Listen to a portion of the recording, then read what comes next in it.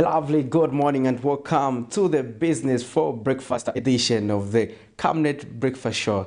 Interesting indeed. In this seat was supposed to be Madam Prudence Chota, but unfortunately I have to standing for her, and I'm not alone in studio. I am with my co-host the usual co-host rather, Miriam Kaimba. Good morning. Is it a positive Friday? It is. It has always been a positive, but you were having difficulties in, whether to realize that I was here with you or not. I think But that is anyway, an accusation. That's an accusation. But anyway, it is a positive Friday, as usual, so that we try to start our day on a positive note.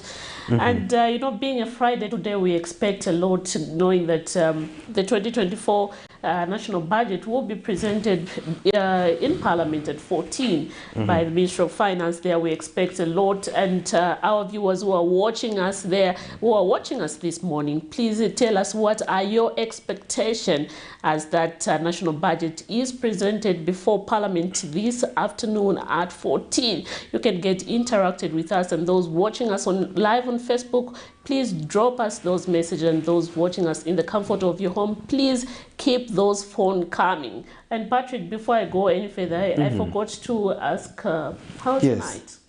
Well, I've been okay. Yeah, just getting tired, with knocking off late. Yeah. Again, we have to be back on the breakfast show. Yeah. And it's getting hotter.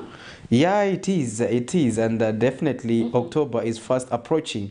And how can we prepare our people for October? But I don't know. This climate change thing is confusing us. The next morning it's sunny, it's hot. The next day you see it, the sun, you can't see the sun. It's a little bit chilly, cold. We keep on having these weather changes. Yes, but for now, I think to start with the preparations, you need to make sure that you get yourself an umbrella, and make sure that you also get yourself a raincoat, and also get yourself some gun boots. And what else is important? You're now the financial advisor encouraging people to buy things in advance, because when we approach the rain season, they'll be expensive. Anyway, that's a good idea. Yeah, so get those things right now, because they'll be handy. If we are going to have a situation like we had let's say last year, if you stay in Kamala South, I would advise you that you move to a higher ground and avoid. What if you're staying in your own house? You should go and rent somewhere else. That's my advice. And probably you should swindle they would be a tenant, and tell them, say, this is a good house, come and stay here. Really? And but those are bad advice anyway. But you just ask me a question, like, what should the landlord do? Leave the house for a tenant. So that the tenant now suffers. They'll come and discover their own. Really? I think those are bad advice that you can give. But if you are a tenant also, I'm also going to give you a free tip. Go when you approach the area, ask the people, how is it like in the rainy season?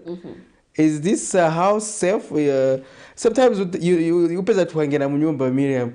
Wangena nishi ni muchanichi, ni mu June. Wafika rainy season, kasi munyumba iloka.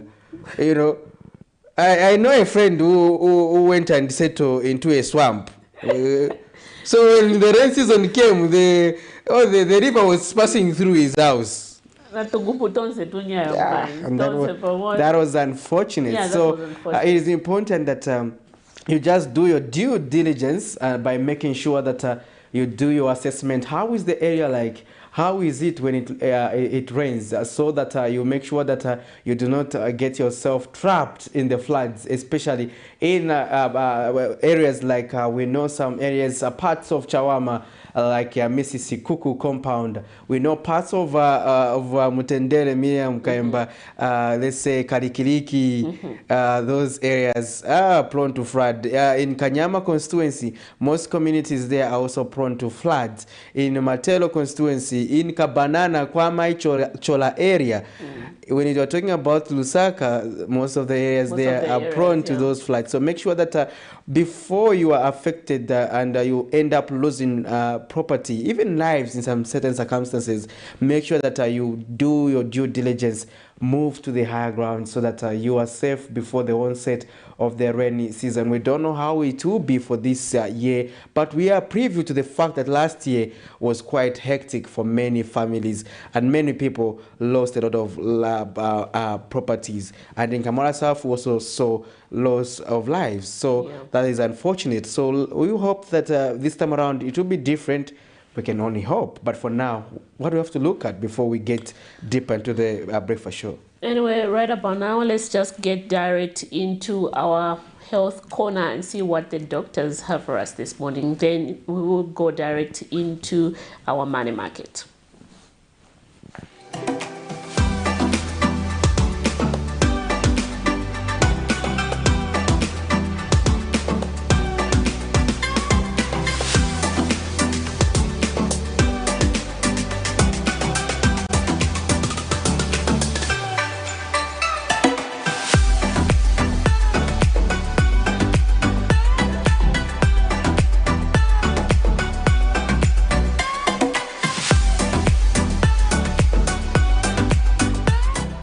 Hi, good morning and welcome to today's segment, health segment on the breakfast show. I am Dr. Nakumia Namfaya. So this week we have been discussing about malaria, and yesterday we talked about some of the ways that malaria is treated in the hospital. We talked about malaria can be treated and that you need to seek treatment early to avoid getting complications. So what are some of the complications that malaria can come with? So malaria causes several complications, and I will highlight some of the complications that malaria can present with. One of the most common complications that people with malaria have is cerebral malaria. And cerebral malaria can present in many forms. Some people might have altered mental status, and by that we mean they might present with confusion and saying things that are not making sense, and that's because their brain has been affected. Patients with cerebral malaria can also have seizures. So somebody might start fainting because they have malaria, and malaria has not yet been treated. So it's important that you understand some of the complications so that when patients present with these complications, then you know that their malaria has become severe. Some of the other complications include malaria can affect the lungs. It can cause patients to have difficulties in breathing.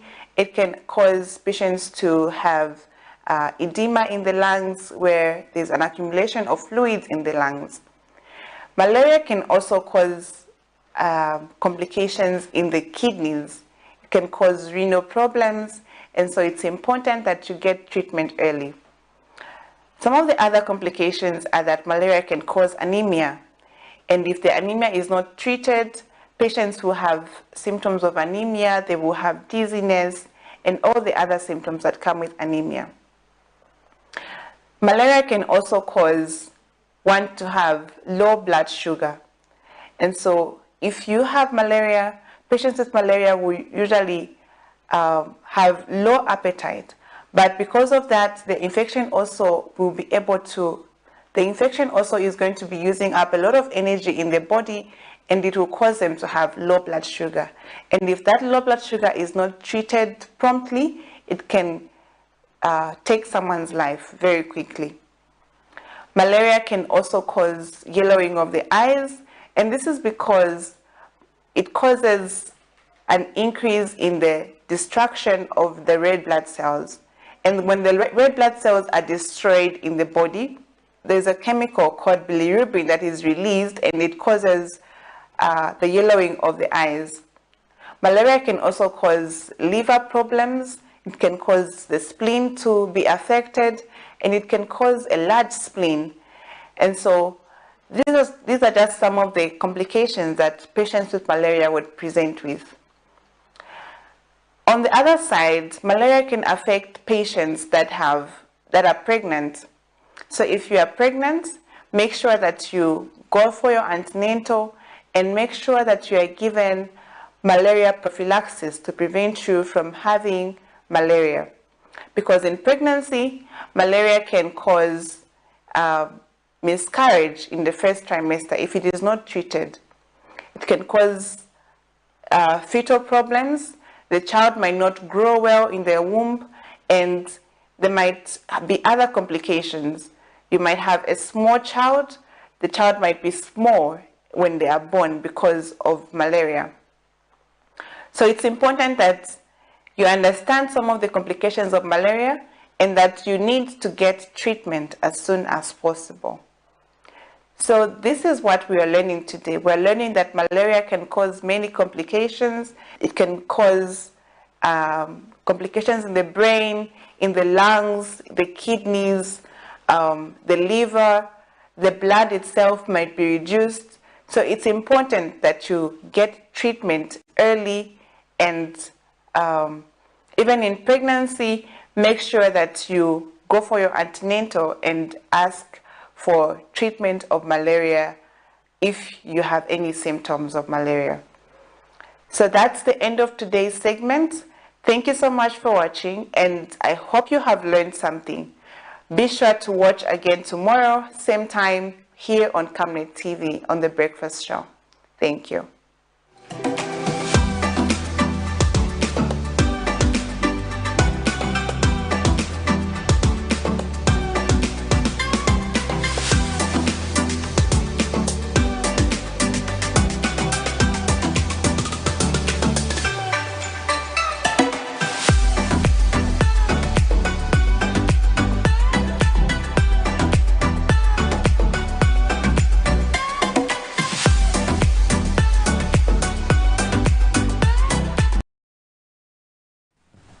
I hope you learned one or two things there on malaria, but right about now, let's get direct into our money market.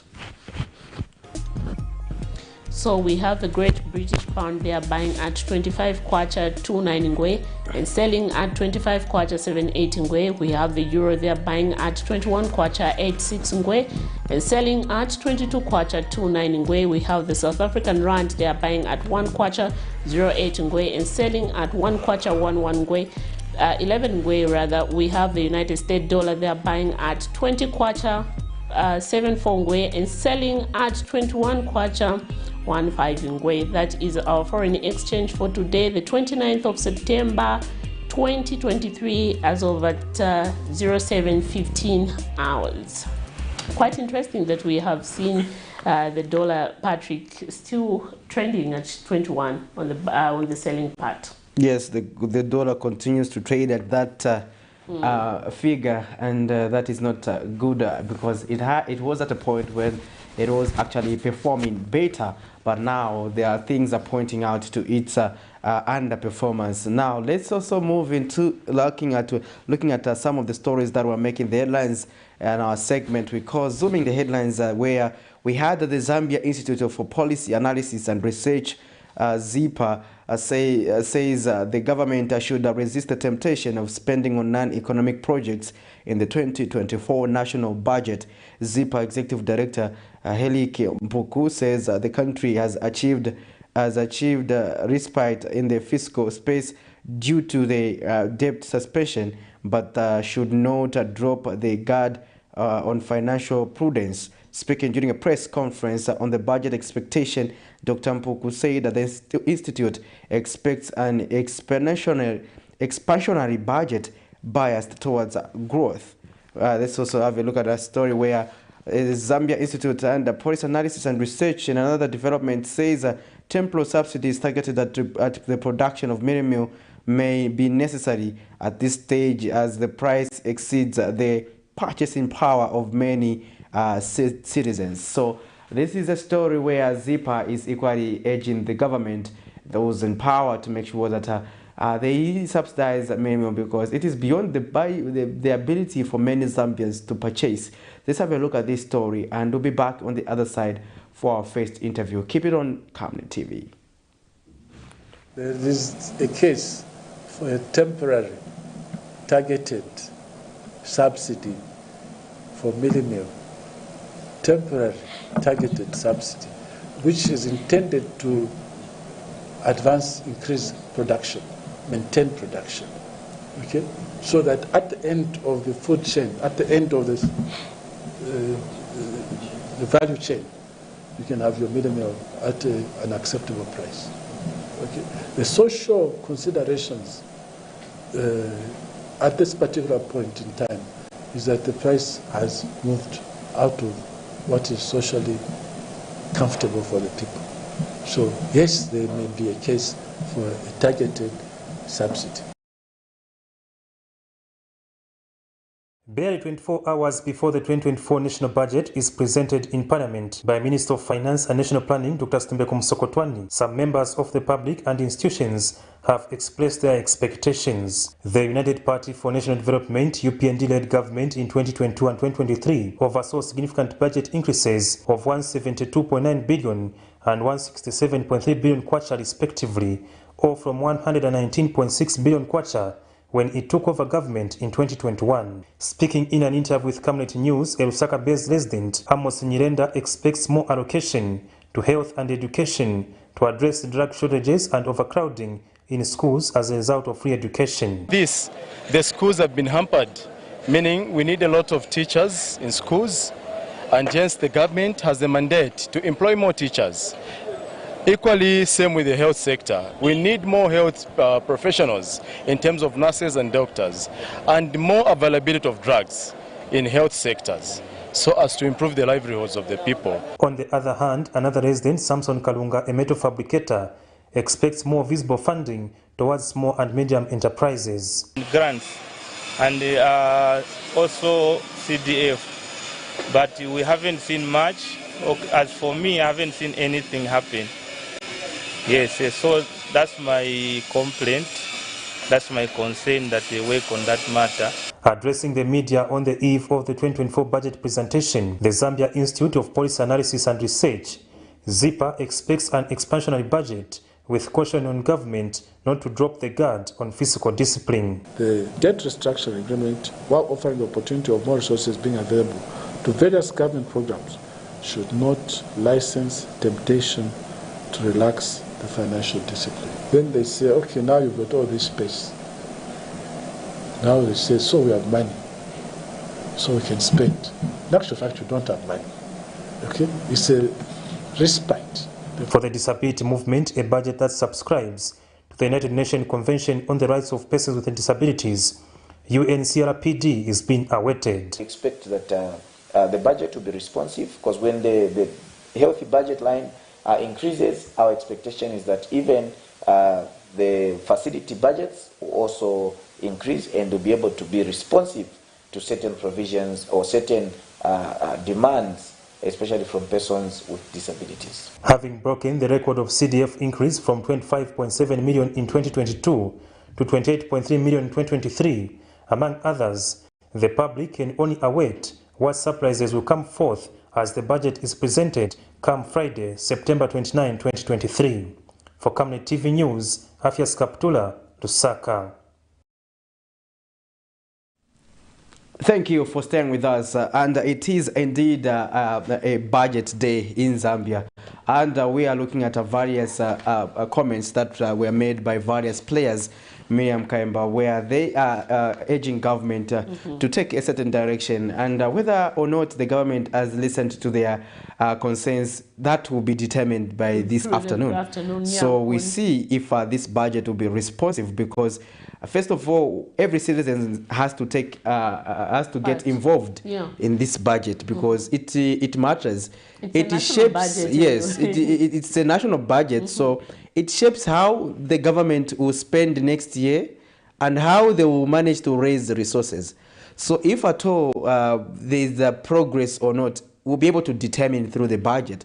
So whether you are a marketeer, you are a teacher, you are a health practitioner, you should get involved in the budget, because it talks about everything, Miriam. For marketeers, they have to understand whether the marketeers' boost loans will continue under CEC. If CEC is allocated more resources, they will be able to determine. The marketeers will know whether government is introducing new taxes or new empowerment funds. They will know. So even us as journalists, we are also concerned to understand if at all the government is putting any incentives on the media in terms of the importation of equipment. We know we had that window in the past, but how are they enhancing it further in the midst of these challenges? We are also interested to see how are they working on the issues pertaining to taxes. Taxes affect you and I. So how are the taxes going to be re-engineered? So this budget is involving each and every Zambian, because these decisions the UPND administration are taking affect you and I at the end of the day. So we have to make sure that we get involved and get to question if we feel, but why have you introduced this? Why have you taken this? A lot of people who were complaining that why give tax holidays to these big mining companies. So we are yet to see if the new budget that will be presented before Parliament this afternoon, we'll talk about that. People are saying these people should be taxed so that as the country we benefit also, and give a tax break to these small businesses so that they are able to flourish in this environment at the moment that we are going through with these economic fundamentals. Exactly, Miriam. And the budget, you discover that the few workers are paying more to the budget because even the first quarter, pay as you earn was among the highest contributors towards the national budget. But why should workers be paying more than some corporate entities? Exactly. So those are issues we should be looking at. Also, corporate tax and other things, they should be looked at, because at the end of the day, we have to make sure that everyone pays a fair share of taxes. How do they maximize revenue correction pertaining to the informal sector? Those are key conversations that need to be driven. So again, talking about financial prudence, it's about also spending within our means. How much is this economy able to generate? Otherwise, we continue to see a situation where our budget is highly funded by donors and not Zambians themselves or us taking our own initiative. We are a mineral-rich country, but to what extent are we utilizing the minerals? Looking at issues bordering on value addition. So these are things and pronouncements that we are expecting in the 2024 national budget, but it's not going to, others have predicted that it's not going to be a very, very promising budget given the current economic situation. But anything can happen. Yeah, anything can happen. Please have that optimistic and positive vibe toward everything. So don't be too quick to judge and say, okay, I've lost hope in this budget. But anyway, keep that hope high. You never know what might come through. Anyway, let's get to look at a story where the Zambia's annual inflation rate has increased to 12.0% in September due to price movement of selected food and non-food items. This is as the country recorded 2.31 billion trade surplus. The annual inflation for September 2023 increased to 12.0% from 10.8% recorded in August 2023. Zambia Statistic Agency, Zamstat statistician General Mlenga Musempa said, addressing the media in Lusaka on Thursday, the 28th of September 2023, Mr. Musempa indicated that the annual food inflation for September 2023 was recorded at 13.4% compared to 12.6% the previous month. He said this meant on average price of good items increased by 13.4% between September 2022 and September 2023. He said the outturn was mainly attributed to the price movement. Wow. Such as breakfast, roller, mini meal, bread flour, maize grain, rice, meat, and chicken. Quite interesting that our inflation rate has increased to 12.0%. Yeah, two-digit inflation. So, and that is against the target that the government wanted. So, now how are they going to reduce inflation in the 2024 national budget?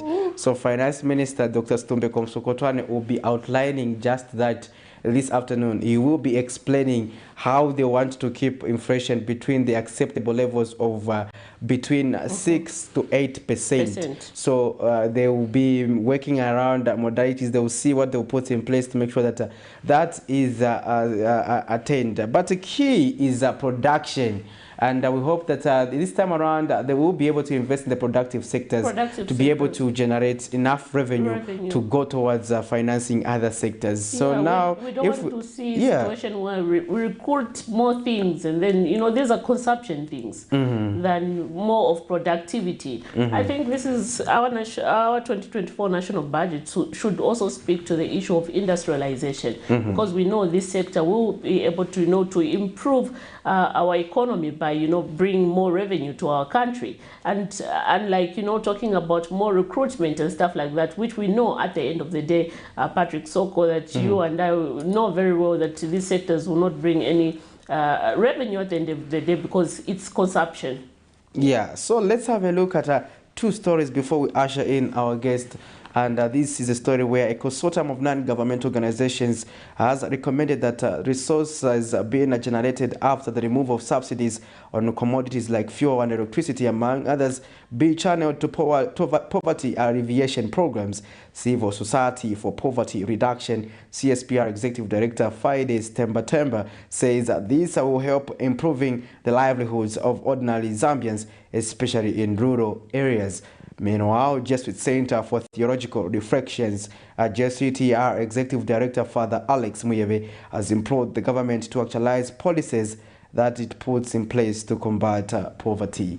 And the other story is where, as Minister of Finance and National Planning, Dr. Stumbeko Msokotane presents the 2024 national budget this Friday, 29 September 2023. Researcher and climate smart conservation agriculture expert Dr. Oliver Bulaya is urging government to invest in the meteorological services. Let's have a look at these two stories. We'll be back, and make sure you leave us that message on our Facebook page. We want to interact with you, and also we'll be opening up our phone lines so that we can be getting your contribution and your perspectives on how you want this country to move going forward based on our national budget. Keep it on Camnet.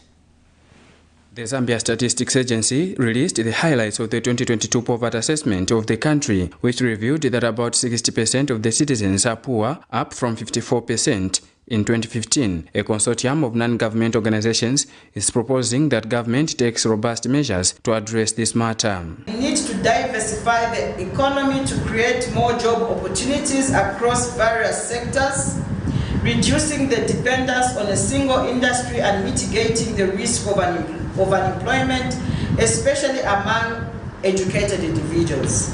The priority should be put in place policies and initiatives aimed at creating job opportunities across various sectors with an emphasis on stable and well-paid employment.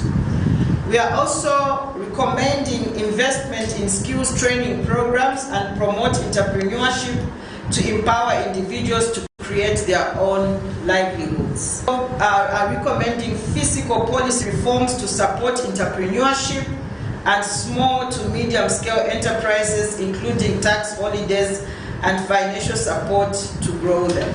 Meanwhile, Jesuit Center for Theological Reflection JCTR Executive Director Father Alex Muyebe SJ has added his voice, saying government needs to do more than paperwork.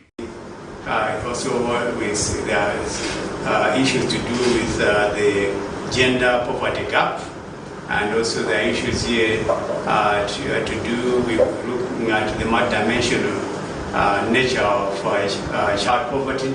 That requires a lot of attention as well. So we now have that information. We now have that data that I hope the government can now augment their response to addressing poverty. The measures that have been put in place so far, there's now a lot more that needs to be done. We know that in the visit tomorrow that we are looking forward to the 2024 national budget, and we hope that there will be even more investment in the social sector. Florence Lufonsa, who represented the non-governmental gender organizations coordinating council, NGOCC, also added a voice. We hope government would find a way of reaching out to those vulnerable women, the elderly, and see how they can, provide that funding to them for them to be able to live a decent life. But then looking at the food basket, I think even what they are getting is not enough. Yeah, 9,000 per a family of 6. That's too high.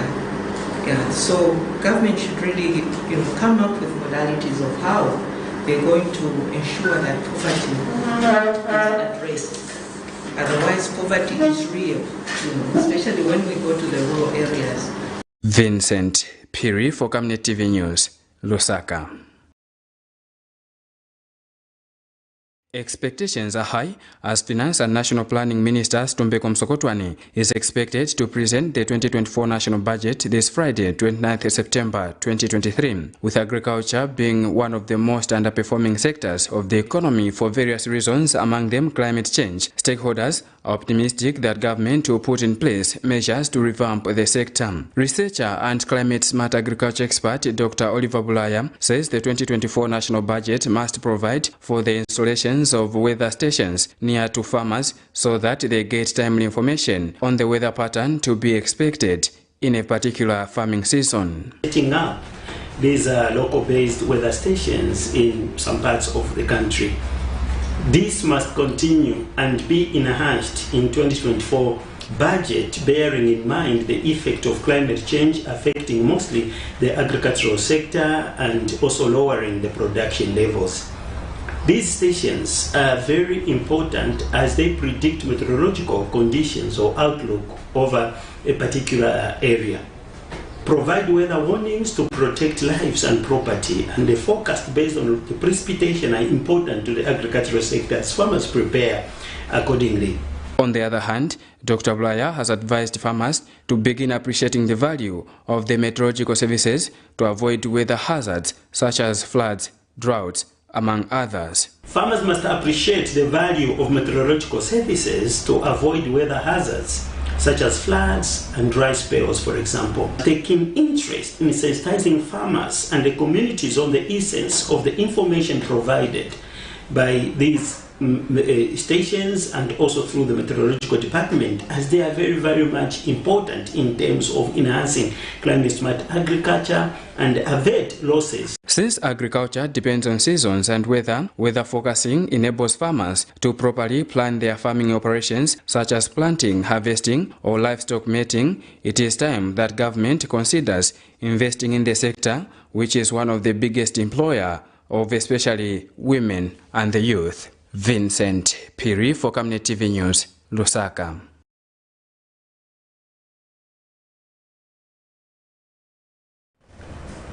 Welcome back. You are still on the Camnet Breakfast Show Friday edition, and we usually focus on business, but we are looking at the 2024 national budget, and all roads lead to Manda Hill. This is because we have to be preview regarding what the government has planned in terms of expenditure and revenue generation for the year 2024. However, in studio right about now, we have been joined by our guest who is Mr. Jason Mwanza from the Leadership Movement. He is the Information Publicity Secretary. Welcome to the program. Thank you very much for having the Leadership Movement Party once again, and good morning to the viewers. Just to begin with our topic this morning, or rather discussion, as Leadership Party Movement, you are privy to the information that this afternoon at 14, the Minister of Finance, Dr. Stumbeko Msokotwane, will be in Parliament presenting the national budget for 2024. As the Leadership Movement Party being in opposition and, most of the times offering the necessary checks and balance to the current administration, what are your expectations for this budget? So to get to the expectations, I think it's very important to take a preview on the previous two presentations of, the Minister of Finance and what it has achieved. From there, you are able to derive whether you should be expectant or not regarding, how they performed in the previous years, because at the end of the day, you might just end up being heartbroken when you expect too much from little. The two previous budgets of the UPND government, first of all, it's very important to note that this is a government that told us that they're going to raise the bar. in terms of, almost in all aspects, appointments, the cabinet, the ministers, and now the budget was the talk of the day. We will raise the bar in terms of the budget, and yet what did we see? You saw that there was an increment in expenditure. The budget itself was for last year was about 167 billion, and we had an alternative expenditure budget of about 11 billion. Yet with that much expenditure, you still see little, tangible results. Therefore, it is only wise to be less expectant from such a people that are occupied with a consumptive mind, with such a people that, love to spend so much, and yet there is little to show for. So you can only wonder where this money has been going and what it has been doing. Like in the recent past, I said this government should be a magical government, because almost everything that they talk about is nowhere to be seen. It's something that they will tell us, but yet the Zambian people cannot feel the effects or the impacts of the particular things that they're talking about. Therefore, we would advise the Zambian people to be less expectant, because in this situation now, we are in a very toxic and bad relationship with this particular government. It's that issue where I'll speak as a youth, you know what I mean, so that many people that can relate there. It's that situation where you're in a courtship with somebody, or you're in a relationship, you're dating this particular person and you love them so much. When you do A, B, C, D, you are expectant that they are going to reciprocate and do as wise. Let's say, for example, you text your girlfriend a message, you expect that she's going to respond, and yet she doesn't. So those expectations that a normal person who is in love with you would do, you're not feeling them, you're not seeing them, you end up being heartbroken, you end up in a bad situation where you are depressed. To avoid depression as a nation, let's break up with this girlfriend of ours by 2026. For now, we are just living, by the grace of God, where we are being strong enough for 2026 to clock on us, so that we usher in, a new leadership. We usher in Dr. Richard Silumbi, people who are going to talk about production.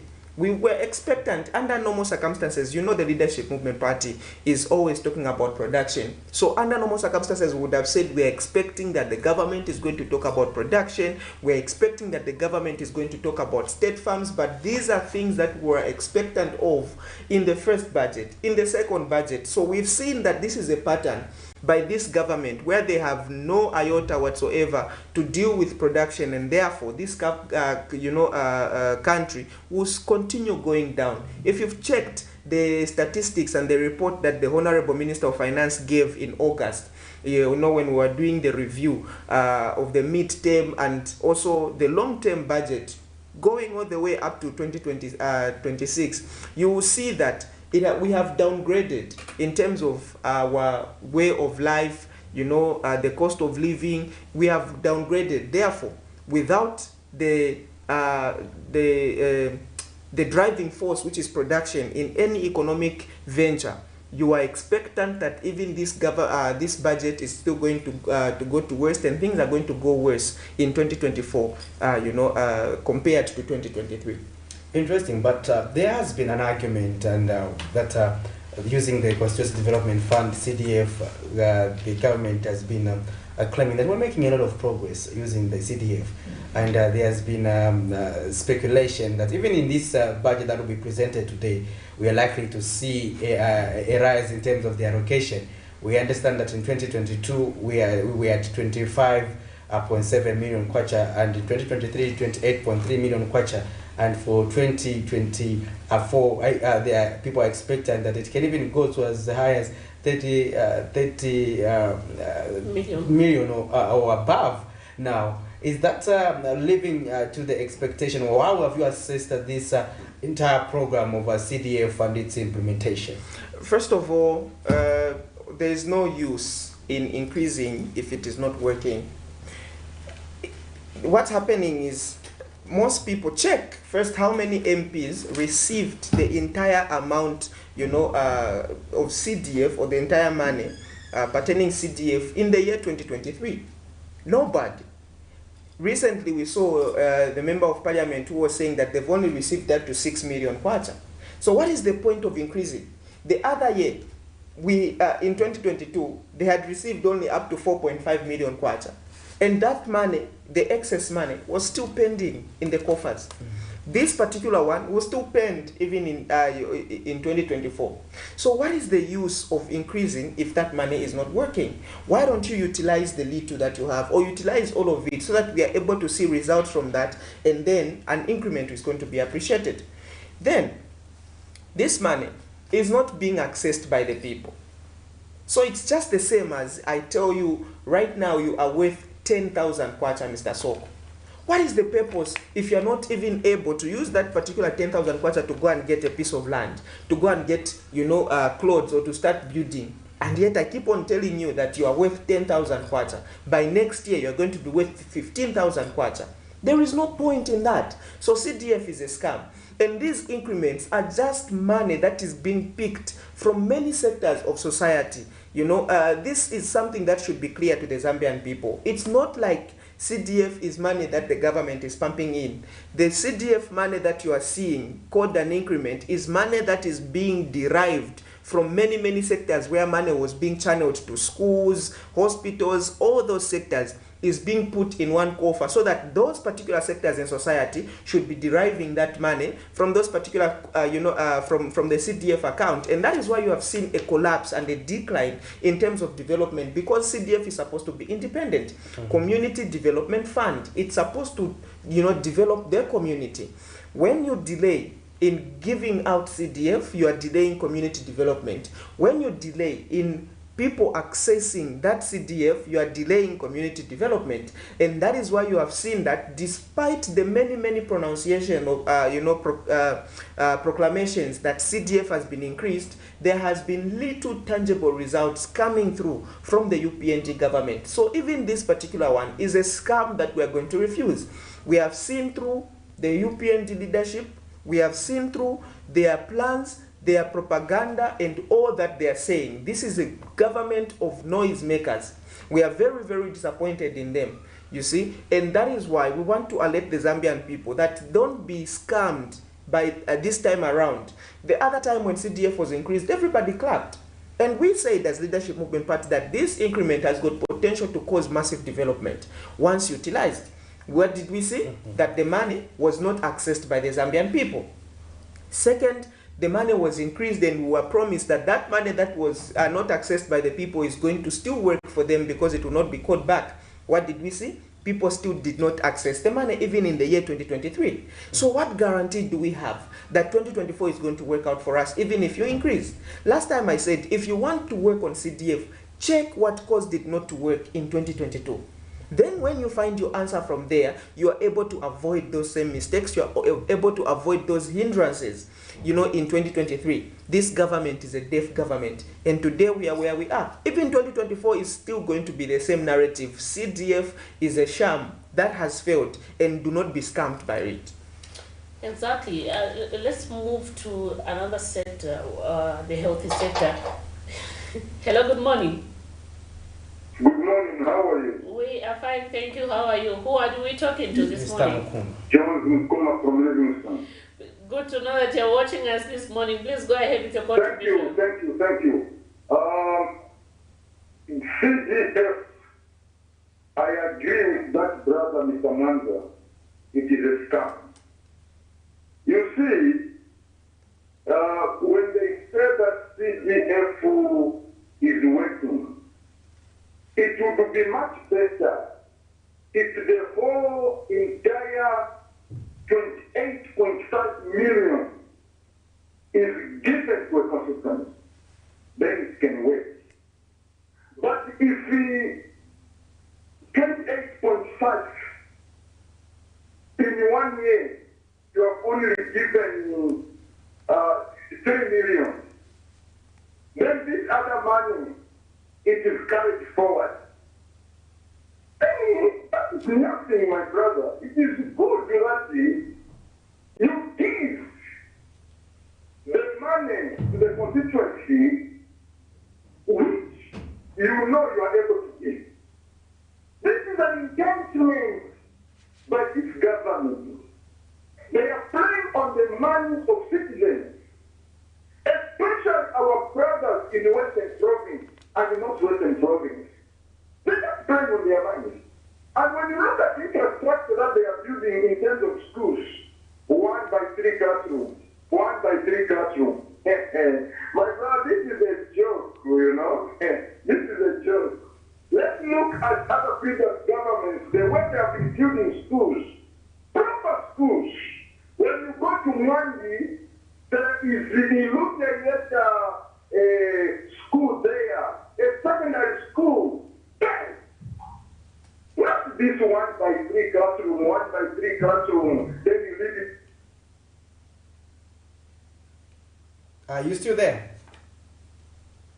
Okay, I think we have lost Mr. Mukuma there, but I think his point is loud and clear. Maybe just before I come in with my question, maybe just your comment on over his contribution there. Most definitely. It's good that people are seeing CDF for what it is. CDF is a scam and it has failed. With that much money pronounced or proclaimed, there is no way that you would have little development to show for. And the problem is that that money has been derived from very, very important sectors only to be used for consumption. Majority of the money that is being given as CDF is being used for grants, is being used for bursaries, for those that are going to, going back to school, those that are going to colleges, especially these skills-giving colleges. And the other time, there was a story, accusations pouring upon, especially the ward councillor of just the nearby compound here in Kalingalinga, where people were complaining that even this particular selection is very segregative, unless if you are aligned to the patronage of the UPND government, to the manifesto of the UPND. If you are a member of the UPND, then that is when you stand a chance to be given that particular grant. So that consumptive mentality is the one that is bringing us backwards. So even if you tell the people that you have increased CDF to 100 million kwacha, if people are not able to access that money, then it is very useless. It is very useless. Mm-hmm. We were supposed to be using that money as capital. Mm-hmm. To start up tangible businesses, to start up, these MPs were supposed to be looking at areas that have got potential to generate income. Look at Northwestern Province, for example, like the SAI is saying there. Northwestern Province has got vast land that is still lying naked, where if we take that particular money, 28.3 is a lot of money. You can put up even just one state farm. Mm-hmm. You employ young people in Northwestern Province to work in that particular state farm. You sell those products. You sell to the government because government is supposed to be the #1 buyer from its citizens. You sell to the government, you sell to other people, and that money comes back directly to the coffers of Northwestern Province. You make your own money and you determine how to use that money. Today we've got places in Northwestern Province that look like they have never voted at all. They've never had a councillor, an MP. They've never had a president because they are not looked at. These are the same problems that we're trying to run away from. 58 years of political independence, and yet today we still have got places where roads are as bad as ever. Still, with that colonial mindset, and the people are almost taking it as a norm. We are telling them as the Leadership Movement Party that things can change. The cost of living can also be cut down with the efforts of the people, because the government has failed. These people can engage in agriculture using that particular money as a driving capital, so that you start supplementing. All right, you bring down the cost of living instead of these jokes and these insults that we are being showered with by the these ministers from the UPND government. The other time I heard Minister Gary Nkombo telling the members of parliament that Zambia still stands as the only country that is selling the cheapest mini meal in Southern Africa. What kind of an insult is that?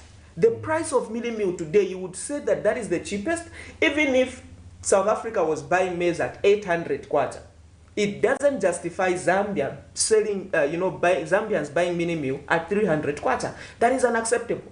Look at our minimum wage. Look at the salaries that we are getting. The rates of unemployment, the rates of poverty. Today they've all increased. And yet you can come and tell us, compared to other people's problems, we are buying mini meal at a very cheap price. That is, are you bewitched?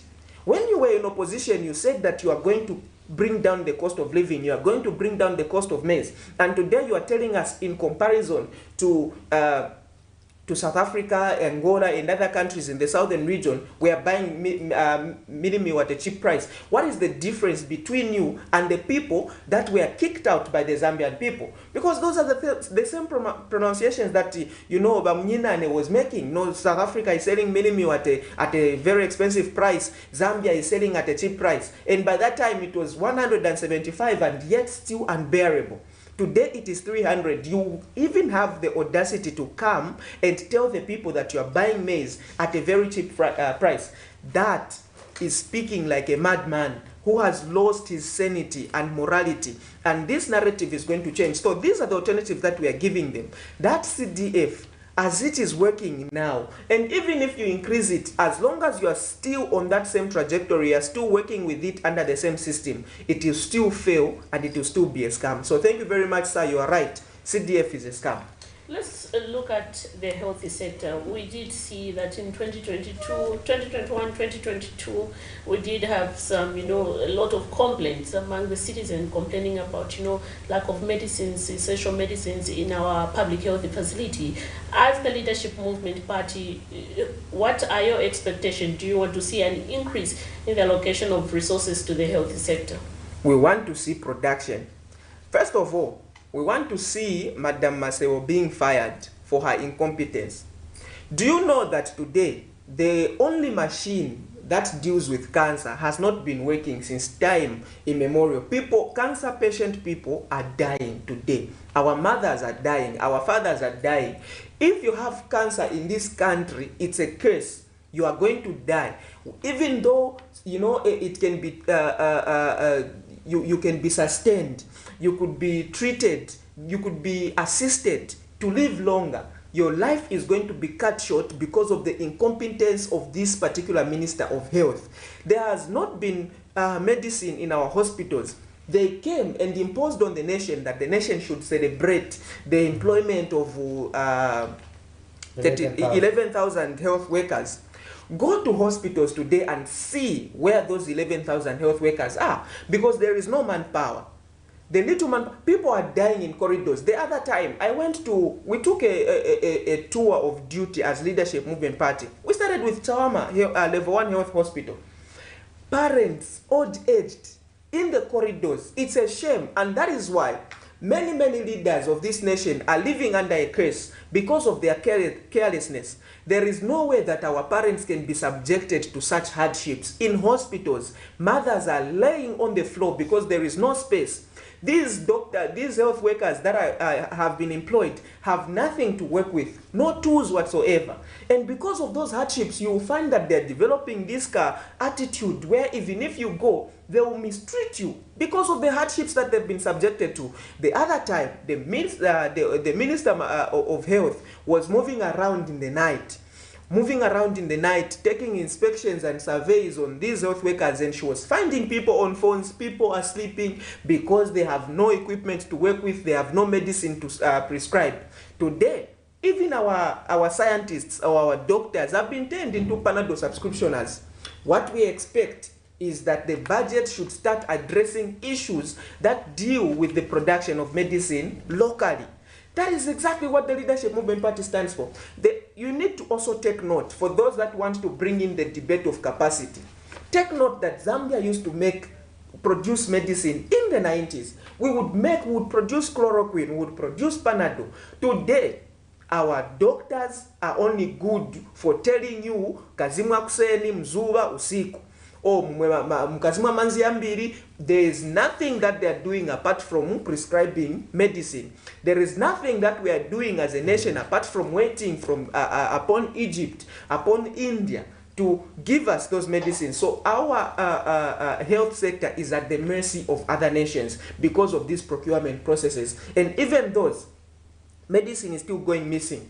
Money is still going missing. And these are scandals that are going unaddressed. There are already scandals in the health sector, and we want to warn them. These... Just hold your thought there. Hello, good morning. Hello, good morning.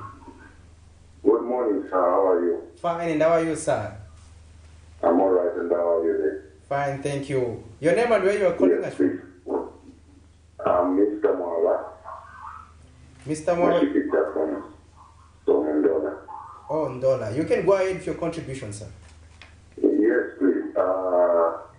I agree with the Jackson, what he's talking about, that the CDF is a scam. It is scam number one.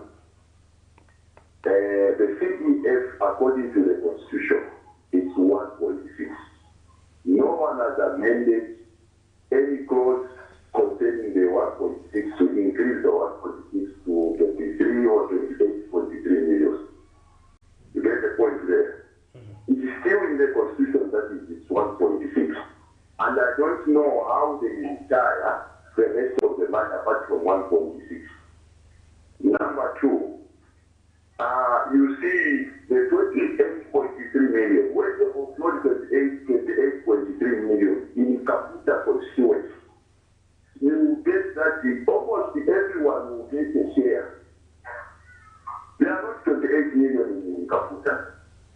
But when you go on the ground and you see the development, there's nothing completely. Our MP here, she's always complaining that she has only received 6 million out of 2 budgets. And you think the rest of the money is just there for pronouncement. This is a scam. The rest of the money, we don't know how they are going to consider it, how are they going to retire it.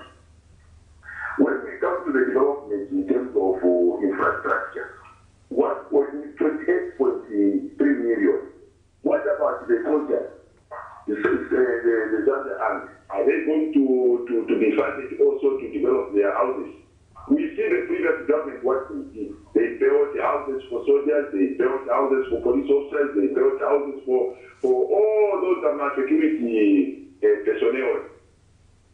So in this case, the CDF is not doing anything, completely nothing. So I agree with him that it's a scam. It's a very big scam. Thank you very much.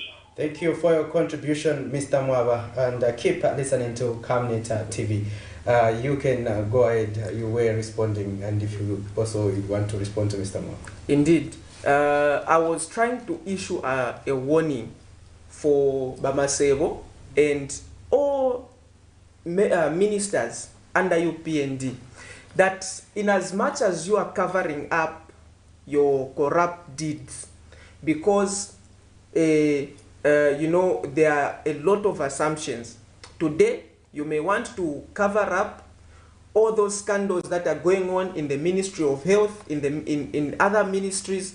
We want to let you know that just keep doing the right thing, because very soon 2026 is coming, and when the Leadership Movement Party is ushered into office, corruption is going to be defined as defilement of national assets, and anybody who is going to be found involved will spend not less than 37 years of their lives in jail. That is how we will treat corruption, and it will be a non-bailable offense. Therefore, we want to warn you that do the right thing and save the interest of the Zambian people. And once again, I will appreciate Mr. Mwaba for coming through and agreeing and seeing CDF for what it is. So it had capacity and potential to cause development, but because of the system under which this government is working, CDF is a scam today. And we also want to tell the president to be just morally upright and tell the Zambian people the truth. It is high time you journalists who have an opportunity to go to State House whenever the president call for meetings for those motivational speeches that he calls the press briefing and press address, ask him why ministers or MPs rather are saying that they've only received, like for example, Mr. Mwaba there is just saying that their area member of parliament is saying that she's only received 6 million kwacha for the two budgets presented in 2022 and 2023.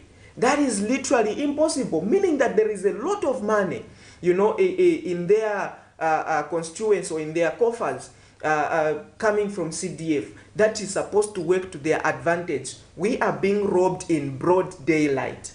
Today, this government is a government of thieves. The president is stealing from the people and lying at the same time by telling us that CDF has been increased, and yet our MPs, the MPs that we voted for to represent us in parliament, are telling us and coming back to us that they've only received 6 million kwacha. Where's the rest of the money that the president is pronouncing to have increased in terms of CDF? Those are questions that we want to have answers to. And I hope that before the Minister of Finance starts his address, he will first clear out all these questions that the Zambian people have and the doubts that the Zambian people have, because we are getting tired of this. You know, it's not supposed to be a ceremony where year in, year out, a minister comes and stands in front of the people and just reads from a paper and then goes away expecting that the Zambian people will clap hands or forget about everything.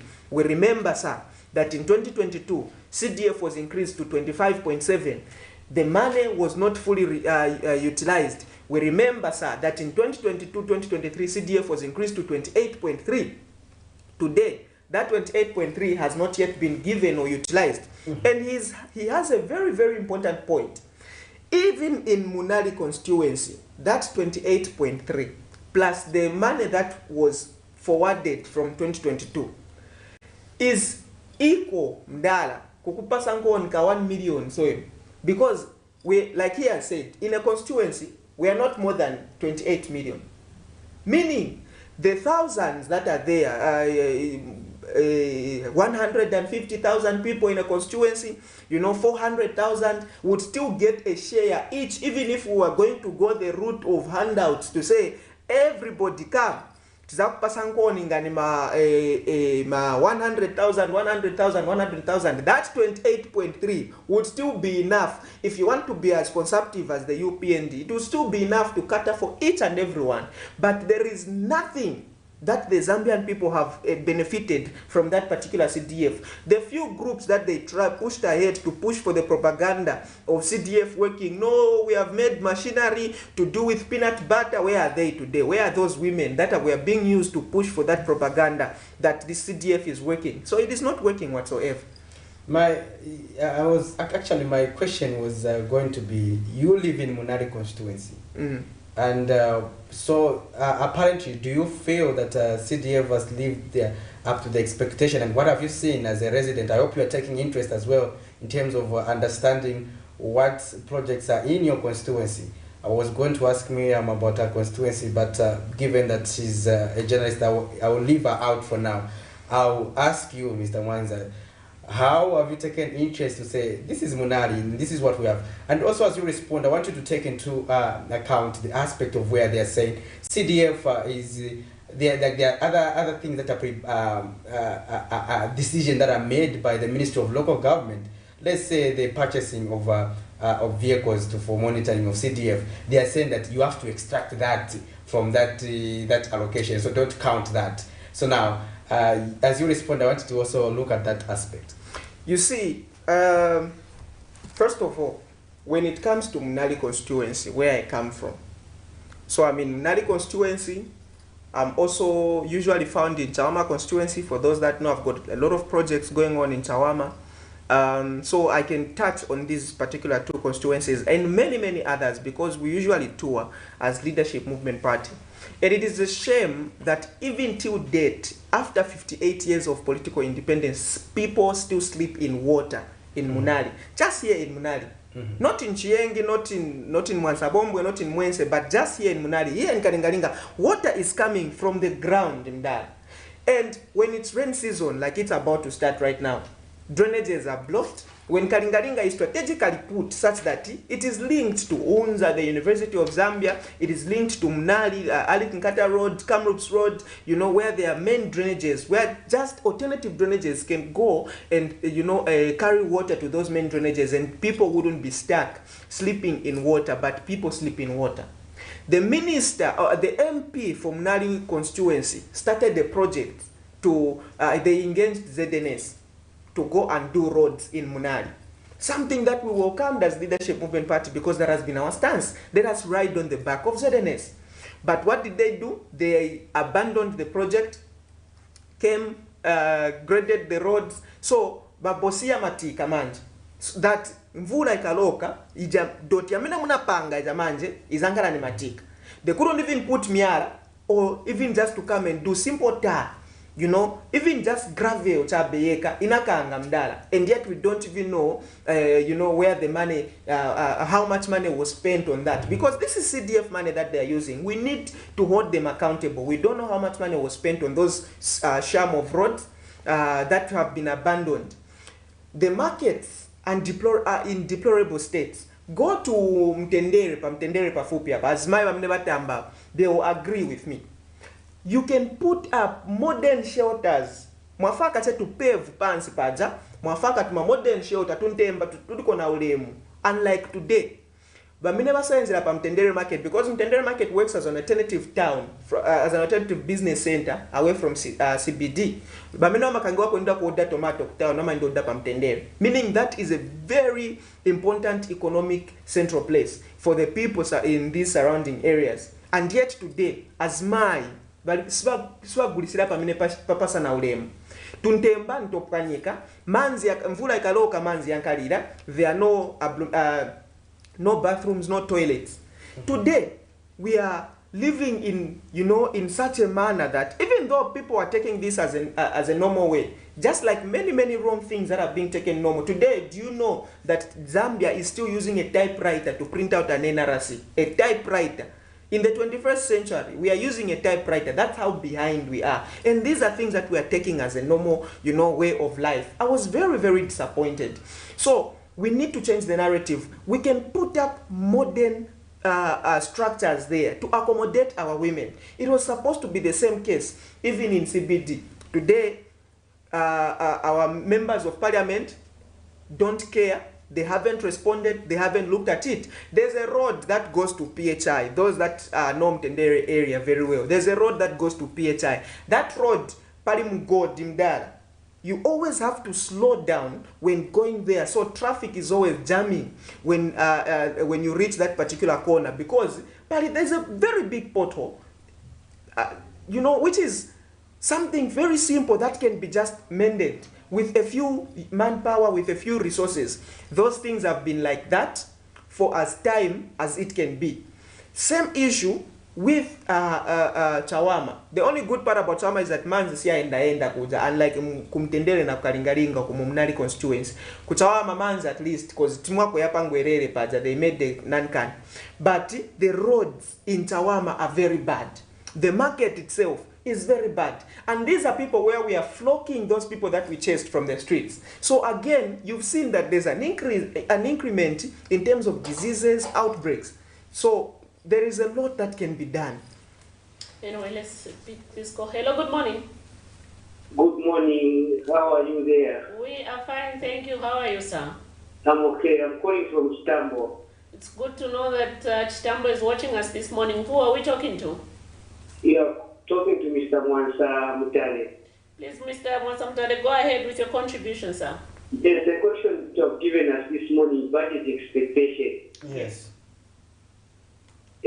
My concern is that all the budget that I've seen in Zambia, it has never covered the international routes.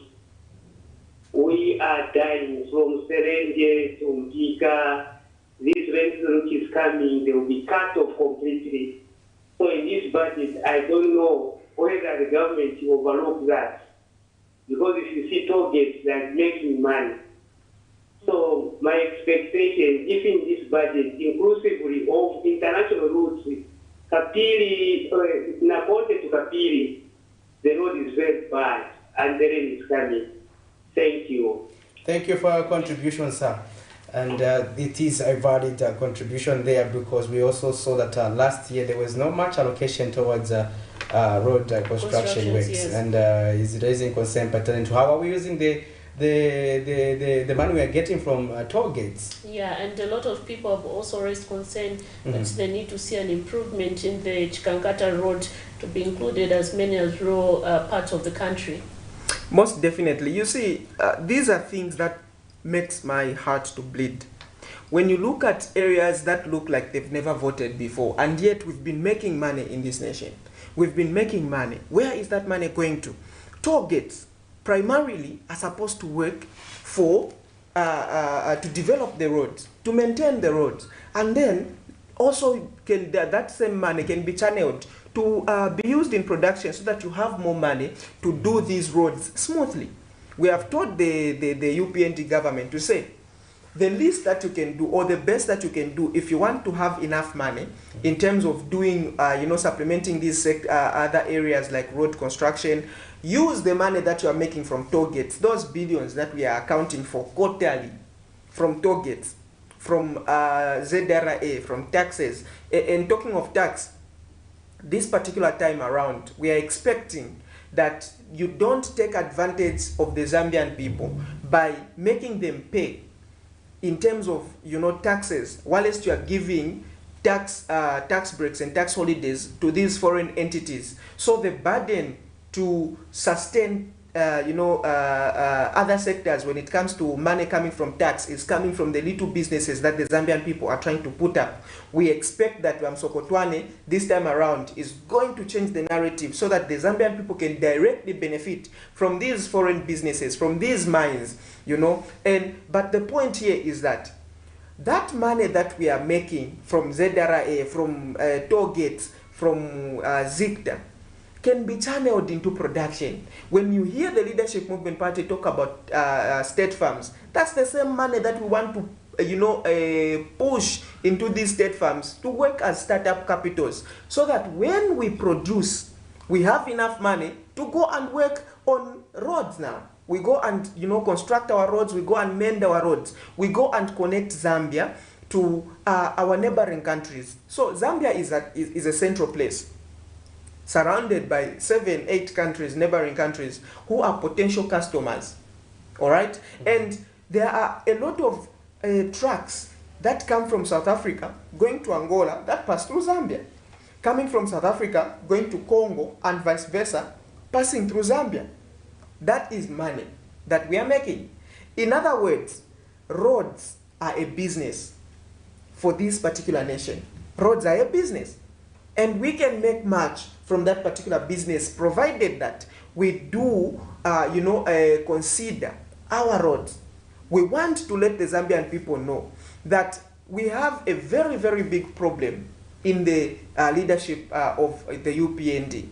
This government is not concerned whatsoever with our lives. And no matter how much we talk, this government is not going to work on this. Like you saw the little allocation towards road. When you have a government that doesn't have that mentality and that mindset, that actually roads can be used as a business in a nation, then you are least assured that even this particular budget is not going to cater for that, for that aspect of roads.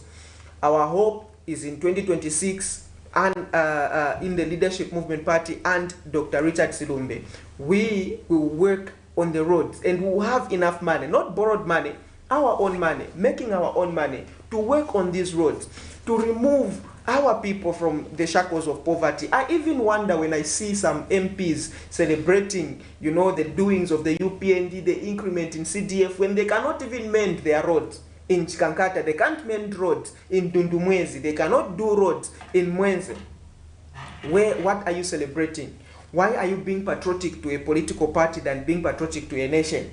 We need to come to a point where we start calling a spade a spade. This government is leading us to a ditch, and there is nothing that they are going to point to come 2026. Do you think that as a country we shouldn't be focusing on increasing, if there's any chance of increasing the CDF, rather focus on subsidizing fuel and millennium? At this particular point in time, that's a very good question. We are in a mess. All right, we are in a mess. The UPND government was so careless with agriculture. So at this point, there is nothing that you can do. It's not magic that you say abracadabra, then we'll have enough maize. Even when we had the crisis, a few people, went into the maize agriculture. Maize growing because of certain situations and circumstances like FISIP going late, farming inputs going late, seed going late to them, so they didn't do much. We had little to harvest. That same little, from the little that we had, the government decided to take some, give to Malawi, because they had Cyclone Fred. It's very important to help out, but love your neighbor as you love yourself. If you don't love yourself, how do you love your neighbor? So you cannot abandon your own people to go and help other people, because we also don't have. From the little, this government decided to do what? To continue with the exportation of maize. And now that we are now deep in a crisis, deep in a mess, this is when we want to address this particular issue. And they're coming out to tell us, no, government is working on increment of maize production. Government is working on also joining the competition of midi meal making by only one, milling plant, the Eagle milling plant, there in Tongwe, is what you can call competition. When the Leadership Movement Party has been talking about the government being involved in production to the utmost level.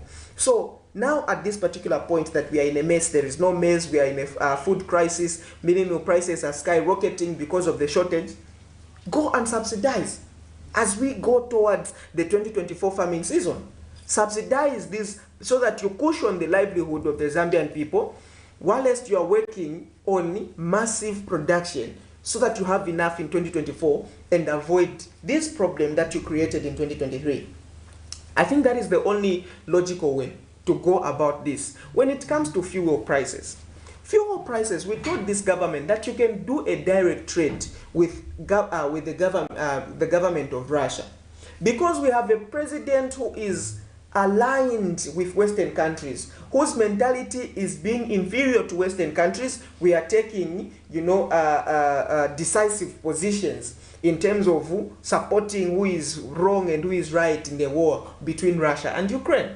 And that is why we are now also facing the consequences, like America is facing the consequences, like France is facing the consequences. We have also gone that route. When you've seen countries like Russia enjoying cheap fuel, you've seen countries like India enjoying cheap fuel direct from Russia, that can be our case as well. But in the mess that has been created by UPND, the only better way to cushion the livelihood of the Zambian people is to go ahead and subsidize. The Leadership Movement Party has always believed in making sure that things are cheap, genuinely, not even hiding the price or subsidizing, but genuinely making them cheap. Making the prices of mini meal cheap by producing more, by being productive, by government being engaged in production. Then you see that the levels of mini meal are going to reduce. Reducing the prices of mini meal by making sure that prices of electricity are low, prices of petroleum products are low. But because we have this government that has led us into this mess, the only thing that they can do in order to make the lives of the Zambian people better is to go ahead and subsidize. Your concluding remarks. Thank you so much. It's been a pleasure to be here. And we also want to just send a word of caution to the people. Don't be expectant, because at the end of the day, we'll get in depression as a nation. It seems like that is the plan of the UPND government, to depress us, to suppress us, to break us, but we want to keep our hopes high as we await for the leadership of Dr. Richard Silumbe and the Leadership Movement Party in 2026. Join the bandwagon of the Leadership Movement Party. Follow us on all social media platforms. That's Leadership Movement Party. You can search for Dr. Richard Silumbe. You can also contact our Secretary General on 097. Do not give numbers. For your protection, not for your security concerns. Okay. I see. I wanted to give our secretariat line, but you can follow us on all social media platforms, and also, just support the Leadership Movement Party. 2026 is just around the corner. Keep on believing in the manifesto. Vote for your jobs. Vote for your land with title deeds. Vote for your tax breaks and tax holidays, and support local, because local is lacking. Exactly, this is where we come to the end of our breakfast show this morning. But do remember that you, our viewers, keep tuned to the Camnet TV breakfast show. Camnet TV program, as we bring you some other interesting programs later on in the day. For now, myself, Miriam Kaimba, and Patrick Soko, it's bye-bye and stay blessed.